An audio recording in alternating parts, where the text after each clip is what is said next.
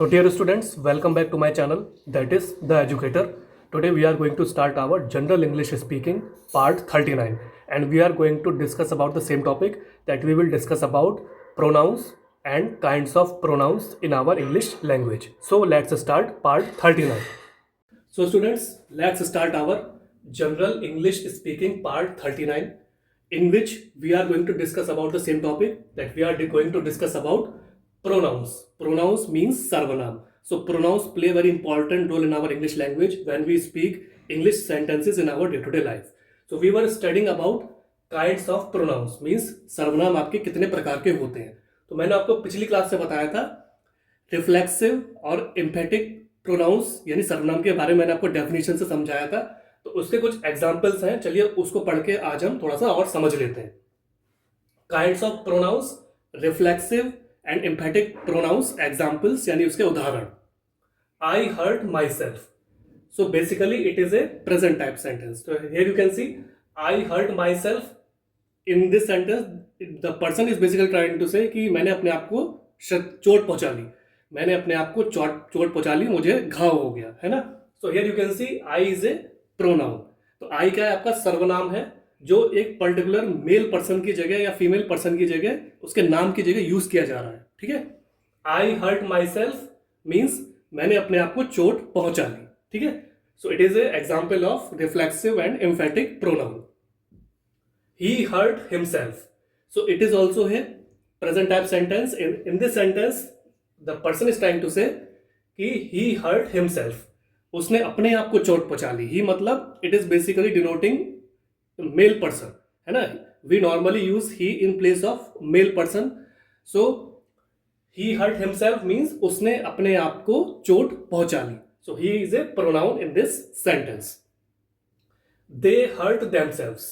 So here you can see it is also a present type sentence, and in this sentence you can see they are trying to say they hurt themselves means उन्होंने अपने आप को चोट पहुंचा ली. सो दे represents उन्होंने. इसमें आपके कई सारे लोग आ गए, और इसमें ही शी नहीं रहा, इसमें कई सारे लोग हुए. सो दे में मेल फीमेल कोई भी हो सकता है. ठीक है. तो दे हर्ट देमसेल्व्स मीन्स उन्होंने अपने आप को चोट पहुंचा ली. सो दे इज ए प्रोनाउन यानी सर्वनाम here in this sentence, and it is an example of reflexive and emphatic pronouns. ठीक. अब आते हैं, आगे बढ़ते हैं. When compound personal pronouns are used to give emphasis, they are called emphatic pronouns. ठीक है. जब आपके कंपाउंड पर्सनल प्रोनाउन, कंपाउंड का मतलब होता है जब आप किसी चीज को मिक्स करते हैं ना. आपने केमिस्ट्री में पढ़ा हुआ है कंपाउंड होता है, तो उसमें जब किसी चीज को मिक्स किया जाता है तो नई एलिमेंट बन के आता है या नई चीज बन के आती है. तो जब compound personal pronoun, compound personal मतलब व्यक्तिगत प्रोनाउन यानी सर्वनाम. तो आपको जब कंपाउंड व्यक्तिगत सर्वनाम are use to give emphasis, जब वो एम्फेसिस मतलब किसी के प्रति सहानुभूति प्रकट करना, एम्पैथी दिखाना, उसके लिए जब प्रयोग में लाए जाते हैं, they are called empathic pronouns. तो इनको हम एम्पैटिक मतलब सहानुभूति से रिलेटेड प्रोनाउन यानी सर्वनाम कहते हैं. ठीक है. तो इसका एग्जाम्पल है, इसके कुछ उदाहरण आते हैं. I myself will do it.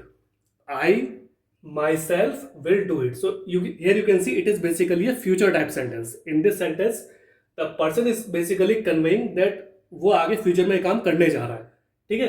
तो I is basically a pronoun, सर्वनाम. It is denoting about myself. I am trying to do something, I will do something. So I myself यानी मैं अपने ऊपर ले रहा हूं. Will do it, मैं ही, आई माई सेल्फ मैं खुद ही इस काम को करूंगा. ठीक है. So I myself will do it, it is basically future type sentence. Here you can see I is a pronoun and myself is also a pronoun. It is denoting to self person like me. तो ये कहना चाह रहा है कि I myself will do it मतलब मैं इस काम को खुद ही करूंगा. ठीक है. You yourself can best explain. So it is also basically a present and it is basically a request type sentence. So in this sentence you can see you yourself can best explain मतलब you क्या है? You आपका pronoun हो गया क्योंकि हम दूसरे के लिए बोल रहे हैं. एक नाम, उसके नाम लेने के बजाय उसका डिनोट कर रहे हैं यू से. ठीक है. तो यू योरसेल्फ, योरसेल्फ मतलब तुम स्वयं, तुम खुद, कैन बेस्ट एक्सप्लेन अच्छी तरीके से इस चीज को समझा सकते हो. ठीक है. So you yourself can best explain मतलब तुम खुद उस चीज को अच्छी तरीके से विस्तार से समझा सकते हो. तो ये आपका है प्रोनाउन. यू प्रोनाउन हो गया. योरसेल्फ उस बंदे से रिलेटेड हो रहा है तो योरसेल्फ आ गया. कैन बेस्ट एक्सप्लेन मीन्स उसको अच्छी तरीके से तुम उसे समझा सकते हो. सो it is an example of compound personal pronounce. तो मैं एक बार और रिपीट कर देता हूं उसको. When compound personal pronouns are used to give emphasis they are called emphatic pronouns. ठीक है, जब कंपाउंड पर्सनल प्रोनाउंस किसी चीज के प्रति एम्पैथी सहानुभूति दिखाने के लिए प्रयोग में लिए जाते हैं तो they are called emphatic pronouns. तो इनको हम एम्फेटिक प्रोनाउंस यानी सहानुभूति से रिलेटेड सर्वनाम कहते हैं. तो मैंने एग्जाम्पल यानी उदाहरण में आपको बताया, I myself will do it, you yourself can best explain, they themselves admitted their guilt. ठीक है, तो अगला जो इसका है they themselves admitted their guilt, मतलब दे का मतलब हो गया it is basically a past tense related sentence because in this sentence they are trying to say कि उन्होंने स्वयं अपनी गलती को स्वीकार कर लिया. ठीक है, तो here you can see they belongs to third party, third person they are, हम उसको दे मतलब वो लोग, तो हम उनको इस तरीके से बोलेंगे दे. बहुत सारे लोगों का जो ग्रुप है तो उनको हम दे बोलते हैं. ठीक है, वे लोग या वो लोग. ठीक है, दे देमसेल्व्स मतलब उन्होंने खुद, देमसेल्व्स मतलब उन्होंने मिलके खुद, एडमिटेड मतलब स्वीकारना, क्योंकि ये ईडी लगे तो ये पास्ट में हो गया. एडमिट मतलब किसी चीज को स्वीकारना, तो एडमिटेड देयर गिल्ट, देयर मतलब अपनी, गिल्ट मतलब उनकी जो भी गलतियां रही, त्रुटियां रही, जो भी मिस्टेक्स रही, उन्होंने उसको स्वीकार लिया. ठीक है, they themselves admitted their guilt, तो उन्होंने अपनी गलती को स्वीकार लिया, उन्होंने खुद अपनी गलतियों को स्वीकार लिया. ठीक है, तो दे आपका यहाँ पे सर्वनाम प्रोनाउन है, देमसेल्व्स उससे रिलेटेड हो गया, एडमिटेड आपका पास्ट में हो गया. ठीक है, देयर गिल्ट मतलब उनकी गलतियां हो गई, तो they themselves admitted their guilt. It is an example of emphatic compound personal pronouns. ठीक है, सो स्टूडेंट्स अब हम आते हैं अगले प्रोनाउन पे, अगले काइंड के प्रोनाउन पे आते हैं, सर्वनाम पे आते हैं. चलिए देख लेते हैं. Demonstrative, indefinite and distributive pronounce. ठीक है, डेमोन्स्ट्रेटिव मतलब जो किसी चीज को विस्तार से बताने का प्रयास करता है, इंडेफिनिट जिसकी कोई निश्चित सीमा नहीं होती, एंड डिस्ट्रीब्यूटिव प्रोनाउंस, डिस्ट्रीब्यूट मतलब जो किसी चीज को डिस्ट्रीब्यूट करता है, बांटता है, उस प्रकार के सर्वनाम को हम जानेंगे. ठीक है, डेमोन्स्ट्रेटिव प्रोनाउंस क्या होता है? जो किसी चीज को विस्तार से बताने का प्रयास करता है, ऐसा सर्वनाम जिसके थ्रू हम काफी चीजें विस्तार से जान सकते हैं. Pronouns used to point out the objects to which they refer are called demonstrative pronouns. Example, this is a present from my uncle, these are merely excuses. ठीक है, तो डेमोन्स्ट्रेटिव प्रोनाउन बेसिकली क्या कहता है? Pronouns used to point out the objects, ऐसे सर्वनाम जो किसी वस्तु की ओर पॉइंट आउट करते हैं, मतलब उसकी तरफ प्रश्न चिन्ह खड़ा करते हैं, उसकी तरफ चिन्ह खड़ा करते हैं, सवाल खड़ा करते हैं. टू विच दे रिफर, जिसकी ओर वो रिफर करते हैं, मतलब जिसकी तरफ वो ध्यान देते हैं, आर कॉल्ड डेमोन्स्ट्रेटिव प्रोनाउंस. तो उनको हम डेमोन्स्ट्रेटिव मतलब जो हमें विस्तार से उसके बारे में जानकारी दे पाए, उस प्रकार का प्रोनाउन यानी सर्वनाम हम उसको कहते हैं. ठीक है, एग्जाम्पल यानी उदाहरण में आप ले सकते हैं, this is a present from my uncle.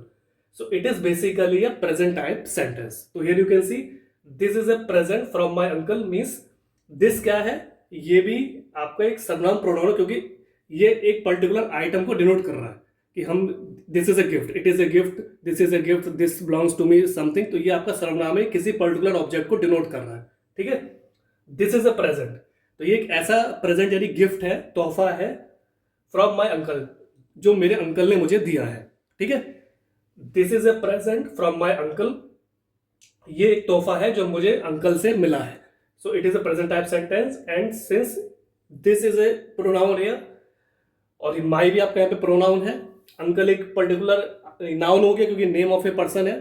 ठीक है, तो ये आपका डिनोट कर रहा है डेमोन्स्ट्रेटिव प्रोनाउंस को. ठीक है, these are merely excuses.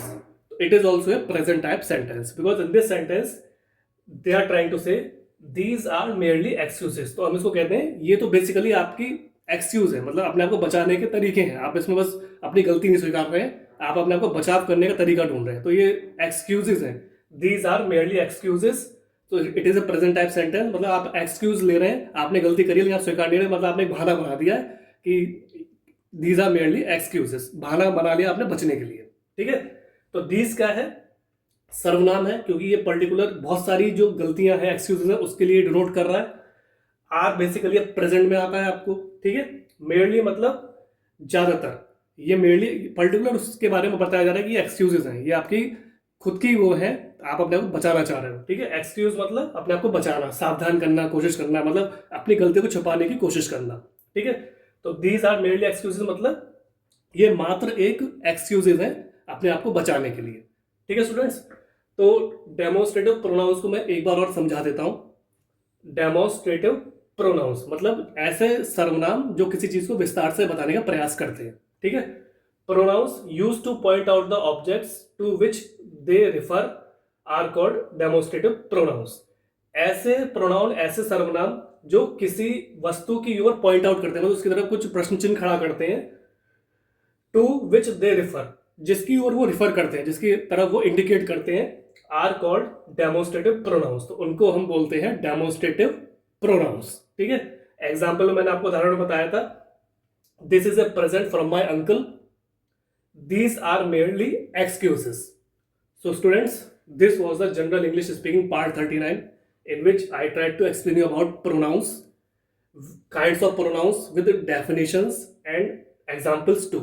And kinds of pronouns we are going to continue in our next class also. So students, try to read them, practice them, and try to use these sentences and these forms of pronouns in your day-to-day life in English language when you try to speak English with another person. So you can use these pronouns and these definitions etc. while speaking with another person. So ultimately what will happen? Your confidence will boost up, your personality will groom, and ultimately you will become a perfect and fluent English speaker in front of another person.